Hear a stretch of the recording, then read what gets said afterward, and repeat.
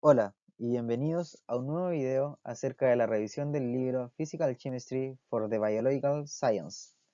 En esta oportunidad vamos a estar revisando el capítulo número 16 que trata acerca de la dinámica molecular. Soy Roberto Rosales y espero les guste esta nueva revisión. Durante las últimas décadas, la química computacional se ha convertido en una metodología de investigación robusta y muy importante en todas las áreas de la nanociencia. Las simulaciones de sistemas biológicos por computadora tienen poderosos alcances que pueden revelar detalles de procesos moleculares en longitudes de espacio y tiempo inalcanzables para las observaciones experimentales. Son capaces de aclarar propiedades físico-químicas de moléculas y sistemas macromoleculares, proporcionando información detallada para ayudar a diseñar nuevos fármacos y nanobiomateriales.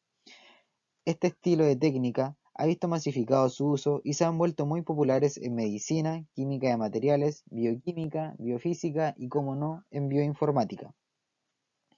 Entrando más en detalle, las simulaciones de dinámica molecular son un método que utiliza las ecuaciones del movimiento newtoniano para simular computacionalmente la evolución temporal de un conjunto de átomos que se encuentran interactuando, en donde nosotros representamos sistemas biológicos complejos mediante el uso de esferas y resortes, donde las esferas representan a cada átomo del sistema y los resortes a los enlaces que las mantienen unidas. Esta metodología depende de una descripción empírica que nos indique cómo interactúan las moléculas. A esta descripción de aquí en adelante le llamaremos campo de fuerza. Las simulaciones de dinámica molecular sirven como un puente entre la teoría y el experimento, entregando resultados numéricamente exactos para modelos específicos. La validez del modelo se puede comprobar comparando los resultados simulados con los datos experimentales del sistema que se está modelando. Otro importante aspecto de las simulaciones de dinámica molecular es que proporcionan detalles microscópicos a nivel atómico, al mismo tiempo que proporcionan propiedades termodinámicas macroscópicas, como ya hemos visto en capítulos anteriores. Las simulaciones también pueden proporcionar información que no está fácilmente disponible a partir de experimentos, como mediciones en condiciones extremas de temperatura y presión, que son experimentalmente inalcanzables, determinando detalles del movimiento y estructura molecular que son difíciles o imposibles llegar a estudiar de forma experimental.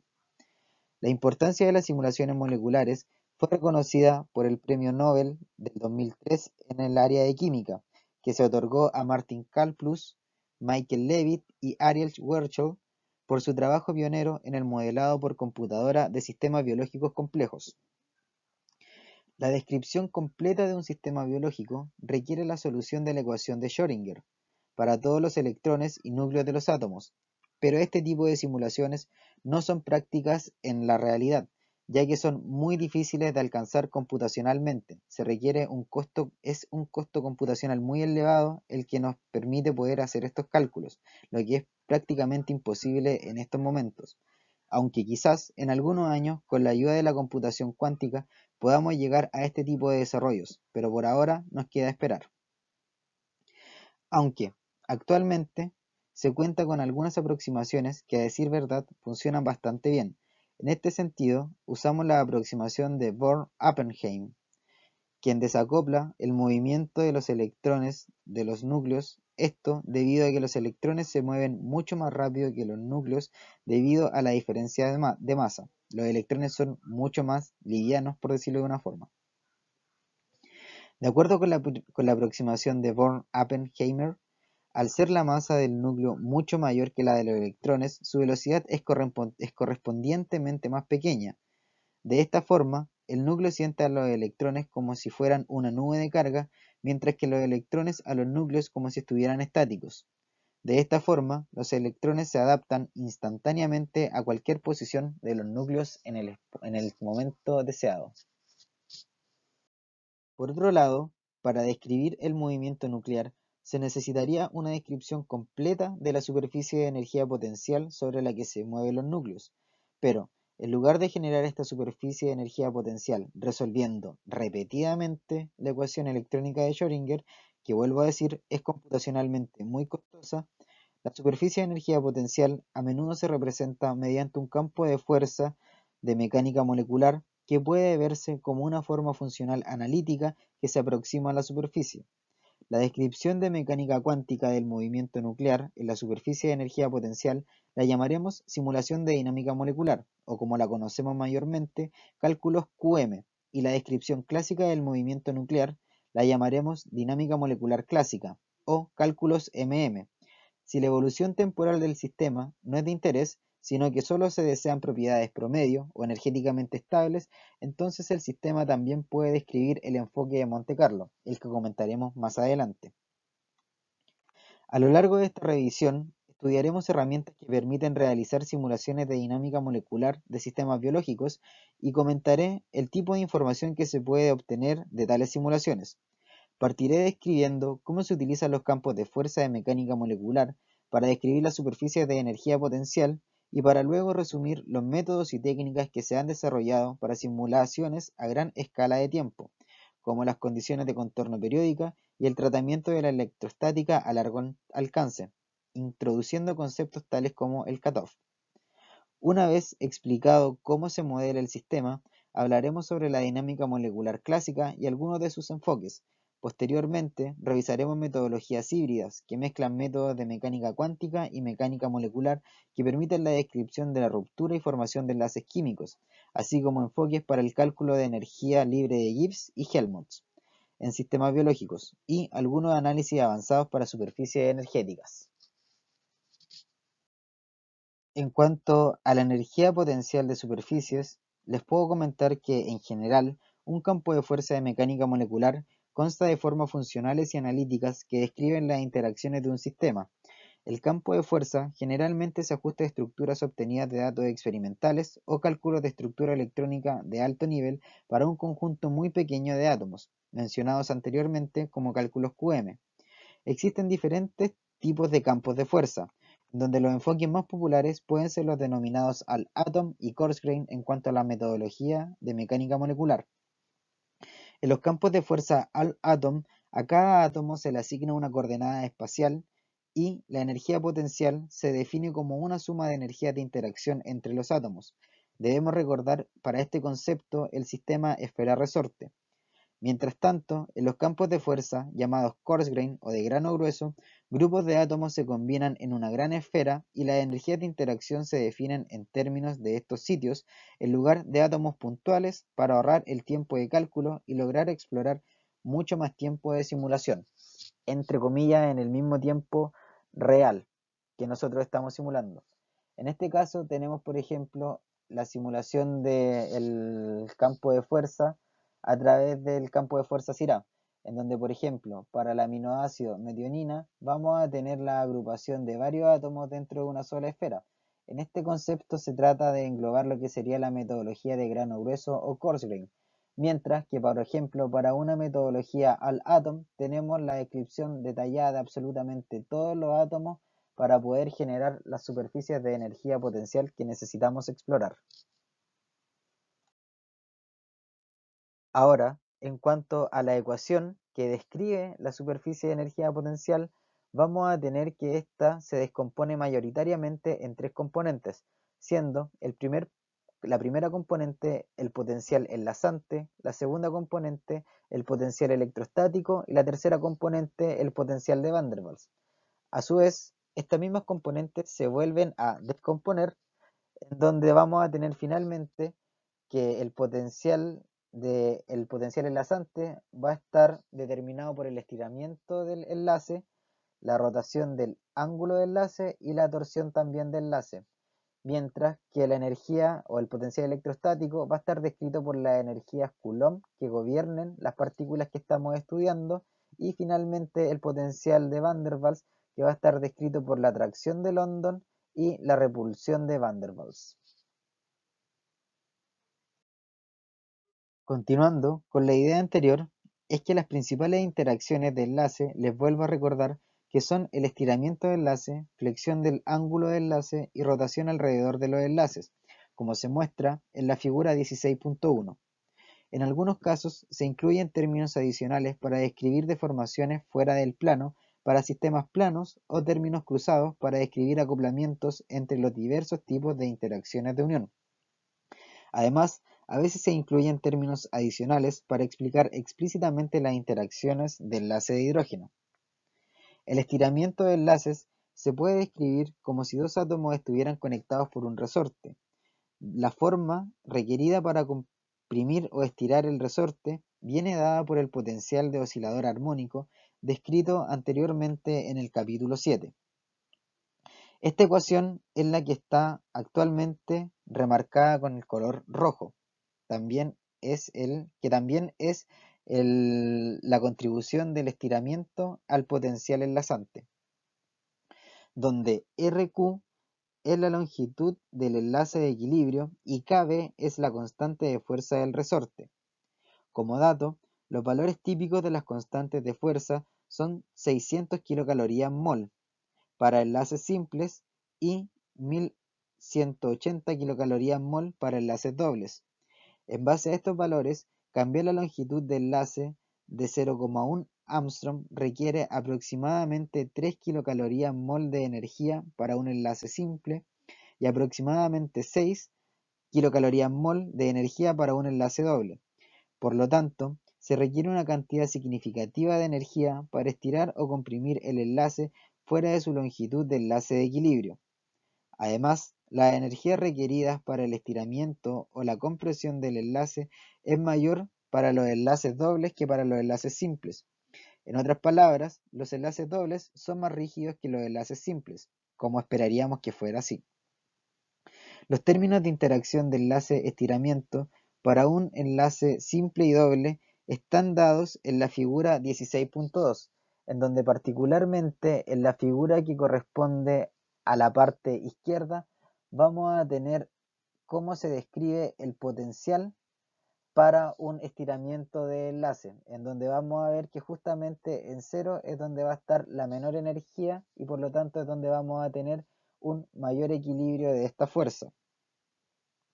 En cuanto a la flexión de un ángulo de enlace, se describe mediante el mismo tipo de potencial armónico, en donde en esta oportunidad está remarcado con color azul.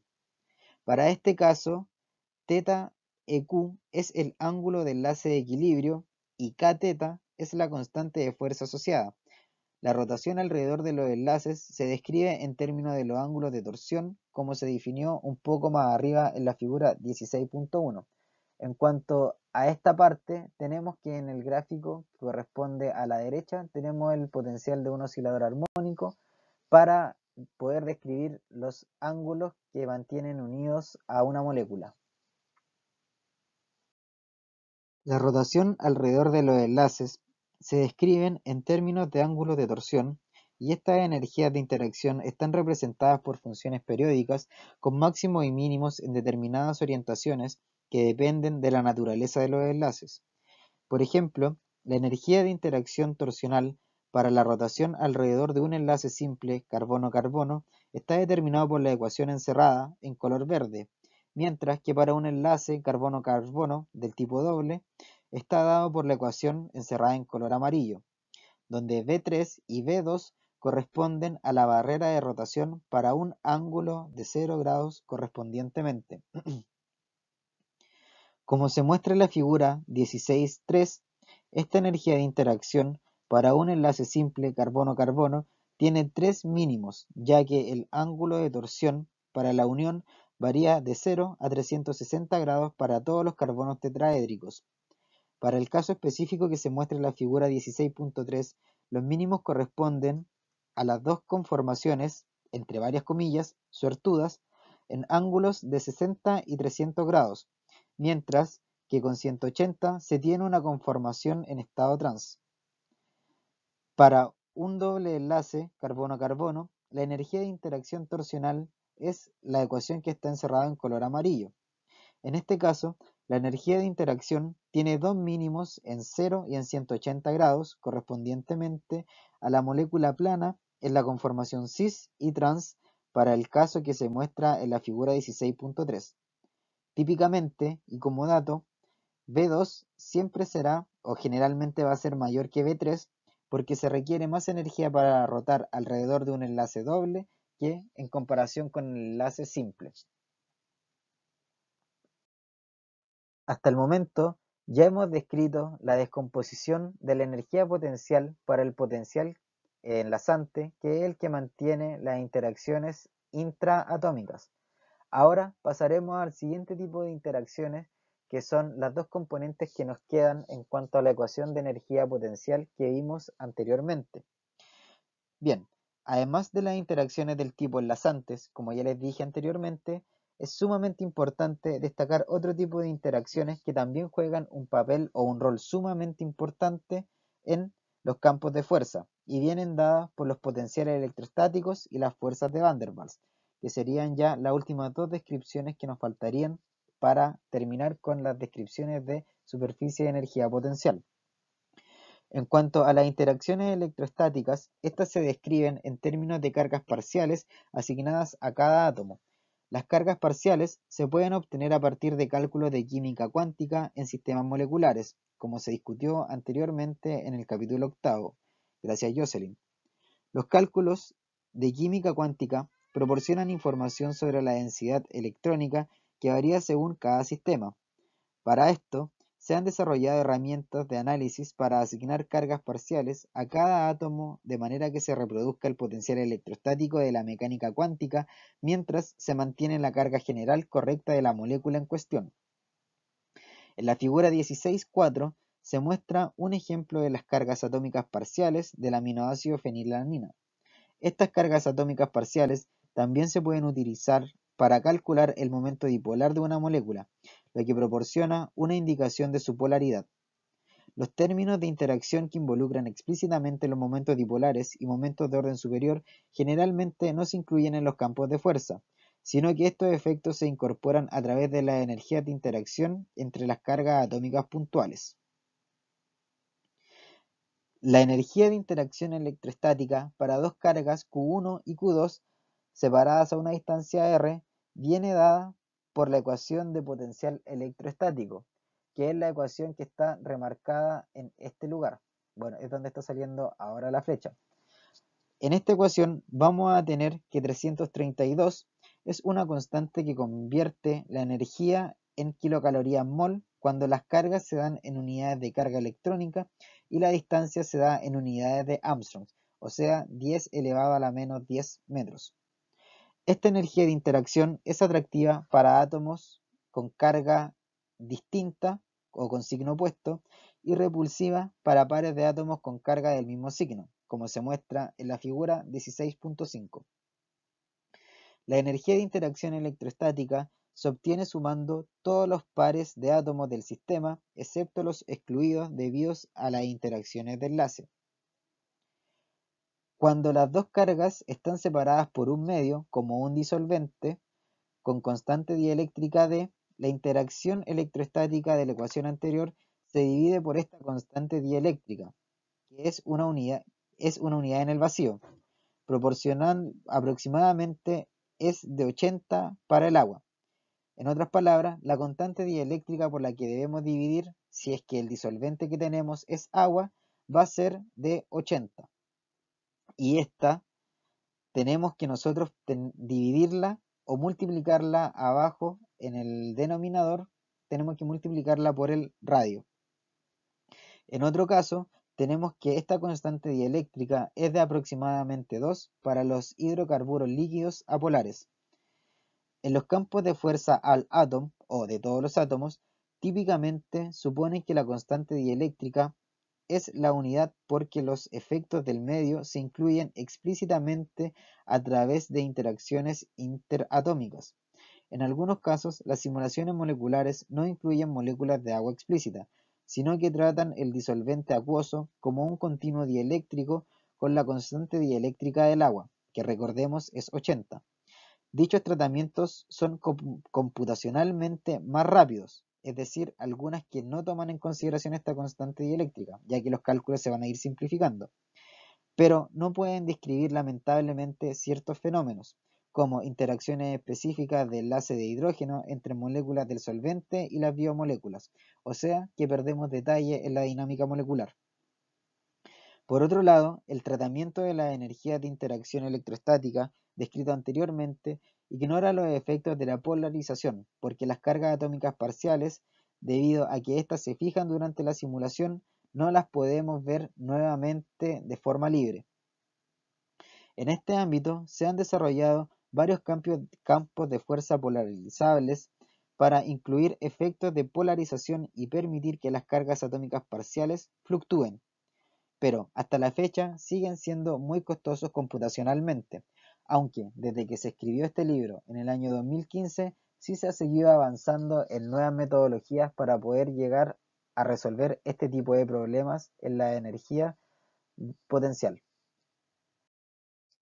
Además de las interacciones electrostáticas, la mayoría de los campos de fuerza también incluyen la atracción de London y la energía de interacción de repulsión de Van der Waals.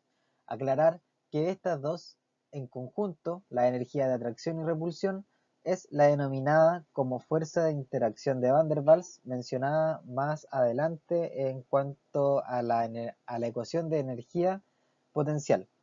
Otra aclaración también es que London o la energía de repulsión de London viene gracias a un científico y no por la ciudad europea.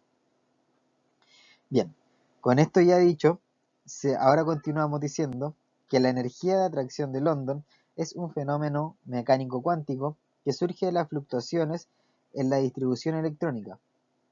Estas fluctuaciones conducen a un dipolo instantáneo en un átomo que induce a un dipolo dirigido de manera opuesta en un átomo vecino. Esta interacción dipolo inducida por el dipolo de fluctuación es siempre atractiva y se vuelve más negativa a medida que disminuye la distancia entre los dos átomos. La forma de esta interacción a menudo se da por la ecuación que está encerrada en color azul, en donde el potencial atractivo va a depender del radio y de otras dos componentes, en donde B y J es una constante positiva que depende de la polarizabilidad, que es una medida de la facilidad de la delocalización electrónica de los grupos involucrados.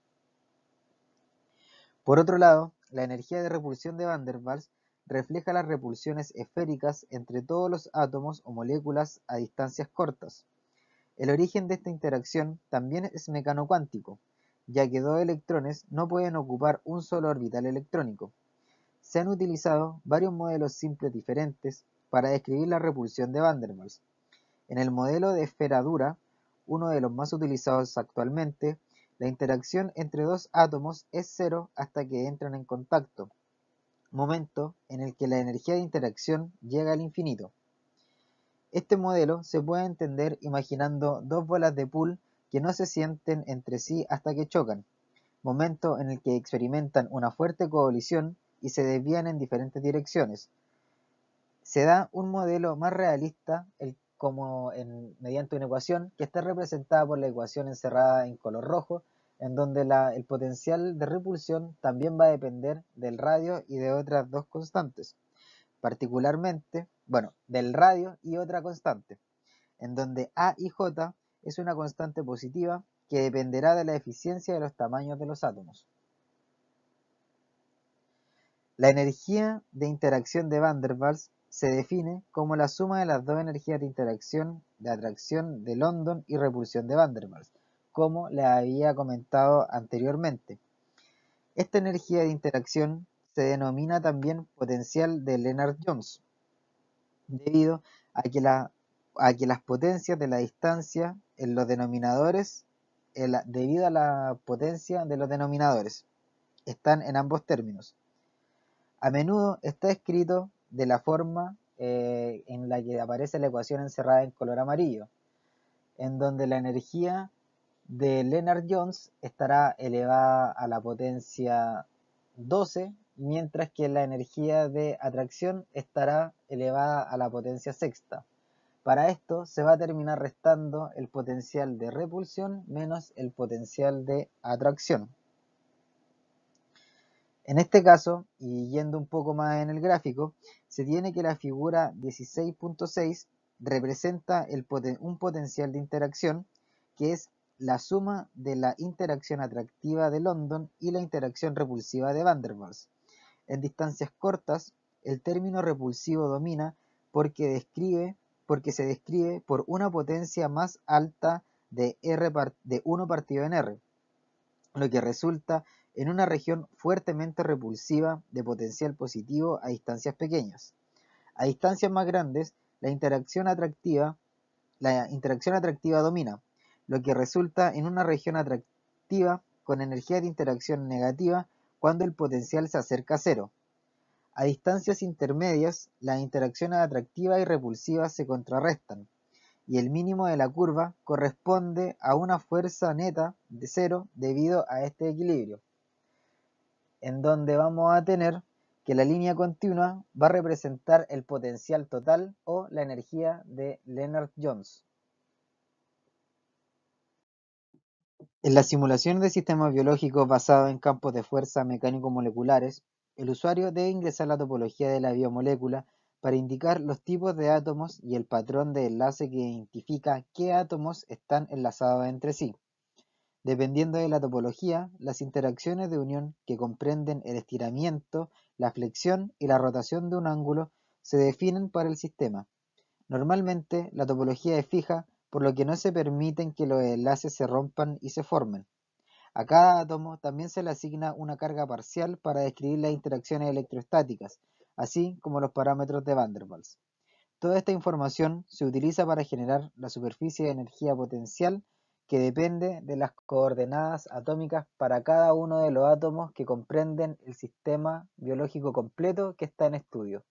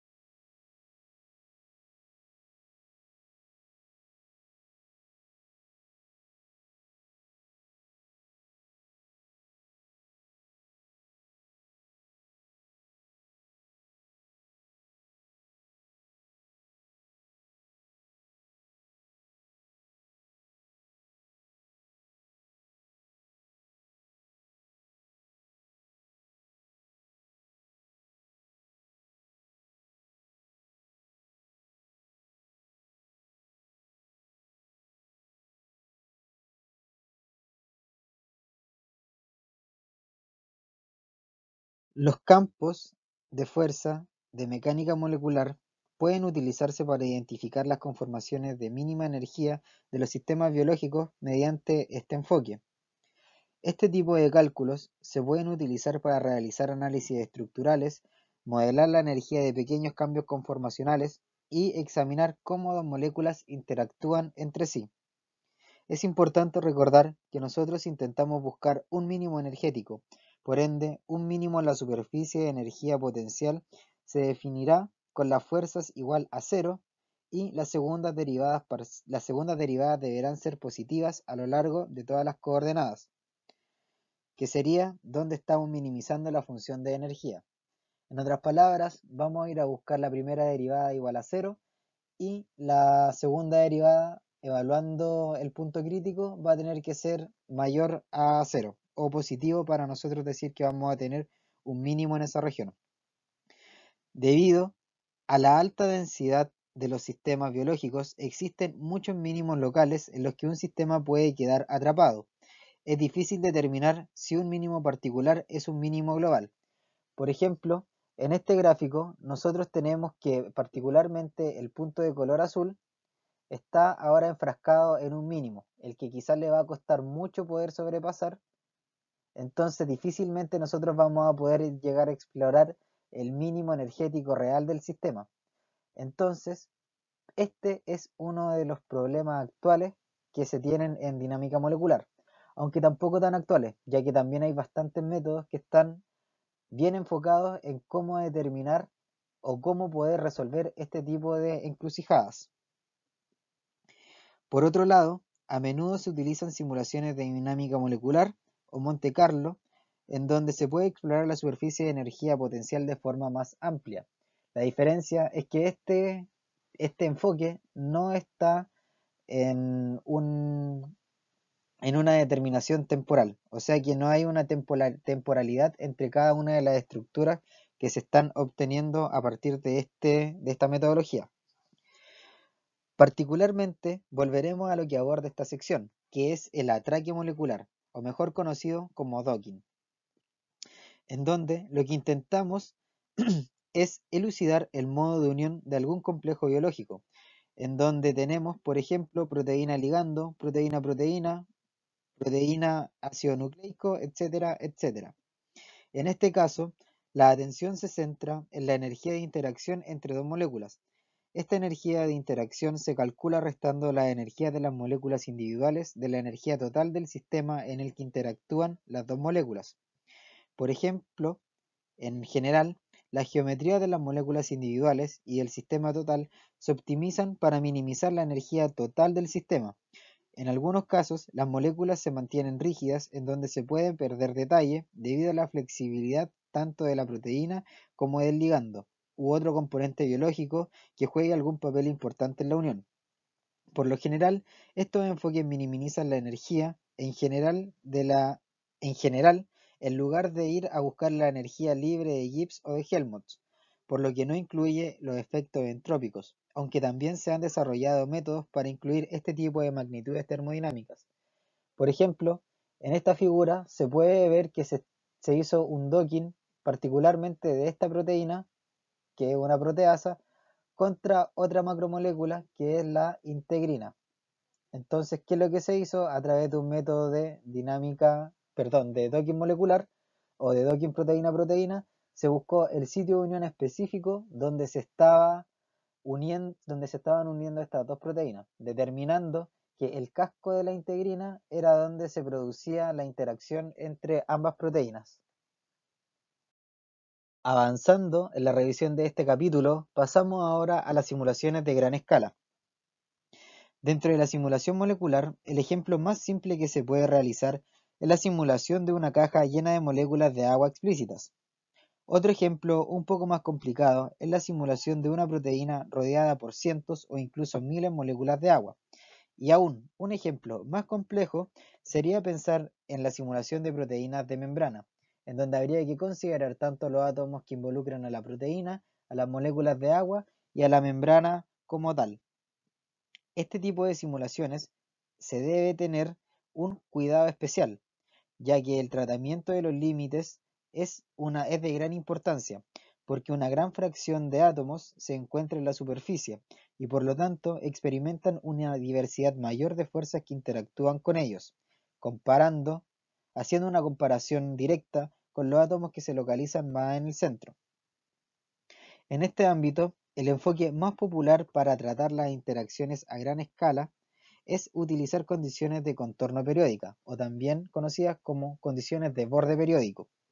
En este enfoque, el sistema se coloca en una caja cúbica que se replica de forma tal que se llega a formar una red tridimensional infinita. En la figura 16.7 se muestra una representación bidimensional de un ejemplo de esta red. A medida que un átomo se mueve en la caja central, todas sus imágenes en la caja replicada se mueven exactamente de la misma manera. Si una molécula sale de la caja central, otra exactamente igual entra por la cara opuesta.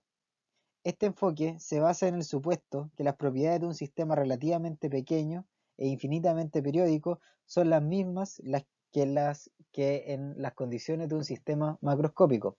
Por ejemplo, viendo un poco más en detalle esta figura, tenemos que esta molécula, la que estoy remarcando ahora en el color rojo, va a estar entrando a la caja por este lado de abajo, pero también hay que fijarse que esta misma molécula que está más arriba está saliendo de esta caja. De esta forma, nosotros vamos a mantener la concordancia de nuestro sistema.